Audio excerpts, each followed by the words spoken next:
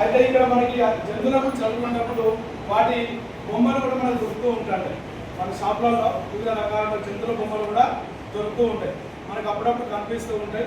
ఏ ఏ జంతువు ఏ విధంగా ఉపయోగపడుతుంది, దాని యొక్క ఉపయోగాలు ఏంటి, మనం ఎందుకు చదువుకుంటాం, అవి ఎక్కడ పెంచుతామని మనకు తెలుస్తూ ఉంటుంది. అయితే ఇక్కడ మన పాఠ్యాంశంగా తీసినట్లయితే మన పాఠ్యంలో ఇప్పుడు ఒక పేజీ నెంబర్ 89లో పాఠం పేరు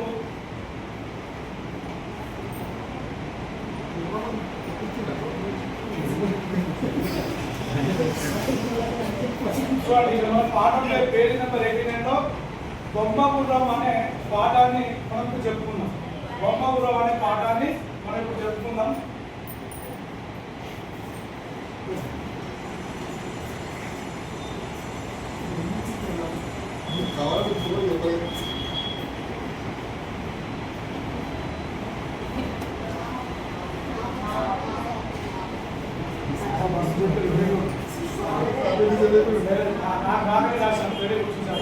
ఇక్కడ మనకు పాఠం పేరు ఏంటంటే బొమ్మ గుర్రం.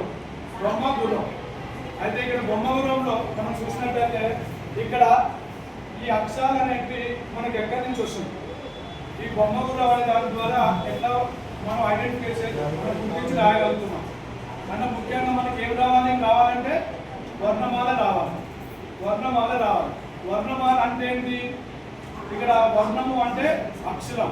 వర్ణము అంటే అక్షరం. ఇక్కడ ఒక అక్షరాన్ని మనం వర్ణము అంటాం. అదేవిధంగా వర్ణమాల అంటే అక్షరాల యొక్క సమూహాన్ని మనము వర్ణమాల అని అంటాం. అక్షరాల యొక్క సమూహాన్ని వర్ణమాల అని అంటాం.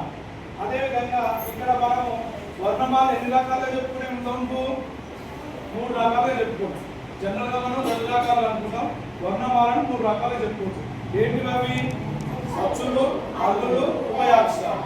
ఇక్కడ అచ్చులు అనేవి మనకి ఇక్కడ కనిపిస్తుంది. ఆ నుంచి అహా వరకు ఉంది, వీటిని అచ్చులు అంటారు. అదేవిధంగా కా నుండి బలిరా వరకు ఉన్నటువంటి వాటిని ఏమంటాం మనము? హల్లులు అని అంటాం. అదేవిధంగా అరసున్నా, సున్నా, సరిసున్నా, విసరుగా ఏమంటాం మనము? ఉభయాక్షరాలని అంటాము. అయితే ఇక్కడ మనకు ఈ బొమ్మకి ఈ అచ్చులు హల్లుల నుంచి వచ్చేటట్టు మనకు మనకి